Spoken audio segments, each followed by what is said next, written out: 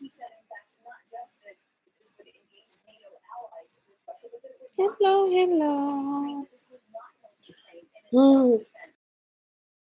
From what we're hearing out of NATO headquarters today, and that's actually what I was thinking as I listened to the Secretary General. That NATO territory will Nice. Thank God. to help Ukraine as an alliance of 30 nations. Nakaskuan ako sa YouTube. Ay, kung Facebook ka, connecting baka ni. How individual NATO member countries, however, are dealing with this. That's the only way that countries have been willing to help Ukraine on a bilateral basis. And I mean, this has been going on for years. The United States has been helping train the Ukrainian military. NATO itself has had trust funds, has had to help. Facebook, maayong morning. And you've seen countries send bilateral assistance now, but simply the Ukrainians say it isn't enough. Maayong You can't fly in supplies. Resupply is a huge problem.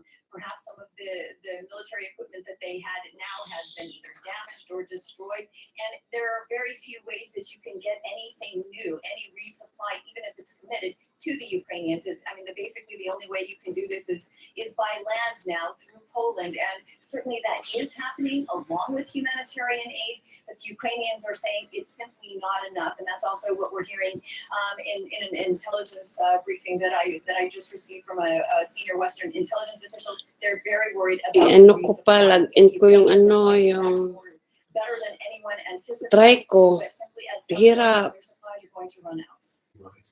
And the fear, of course, is that Russia will not stop at Ukraine. Nag-study pa ako, mga etswer, mga YouTube, connect sa Facebook. More seriously, as we saw the French President Emmanuel Macron speak with Putin yesterday and come out of that conversation saying he is not willing to pull back his troops and things are going to get much worse.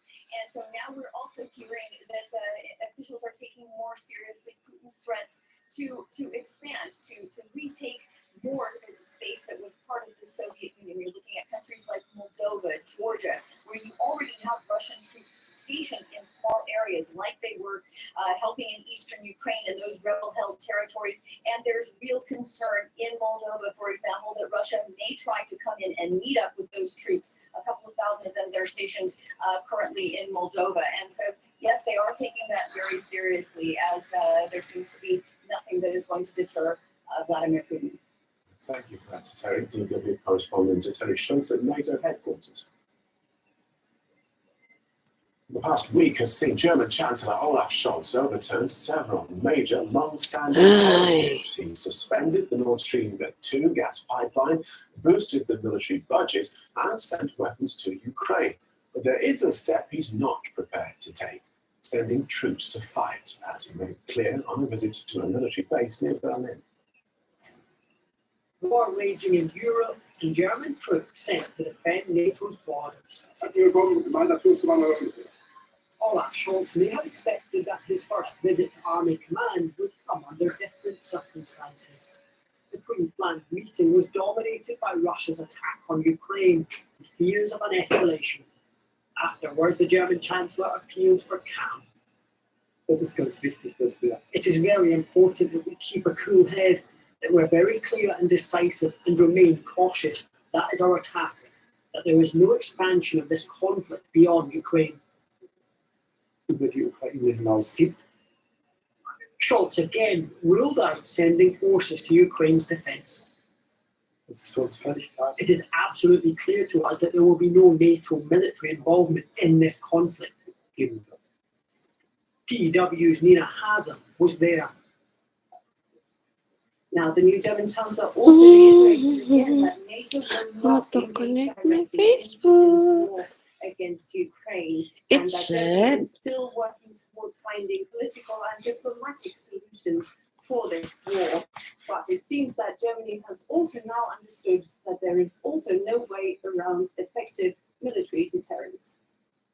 The week began with Scholz breaking with decades of German foreign policy, announcing a €100 billion package to upgrade the army and the delivery of weapons to Ukraine.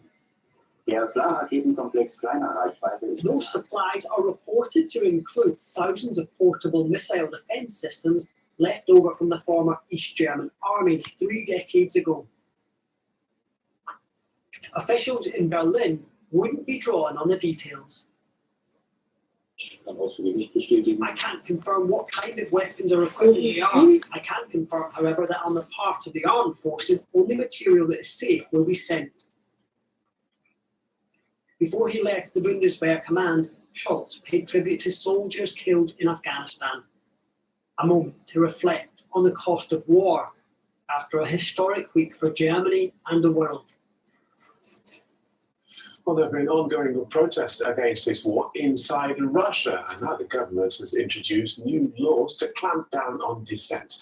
On Friday morning, Russia's parliament, the Duma, passed legislation banning the spread of information critical of this war or of Russia's military forces, violations which can carry prison terms of up to 15 years.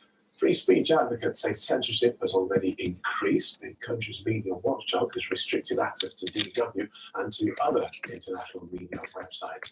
The popular radio station Echo Moscow and the independent TV channel judged to have closed down. Well, DW Russia correspondent Emily Sherman is normally based in Moscow, but has been working here in Berlin since the Kremlin closed down our bureau there and revoked journalist accreditation. Welcome to the studio, Emily.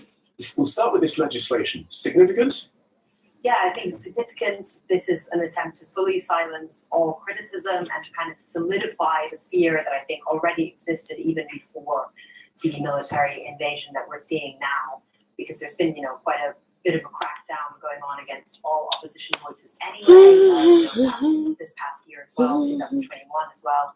And now, since the invasion, the media was told that they're only allowed to use official sources. They were warned not to call the war a war. And now with this new law, essentially anyone who talks about the war as a war, who talks about it as an invasion, can be accused of not following the official line.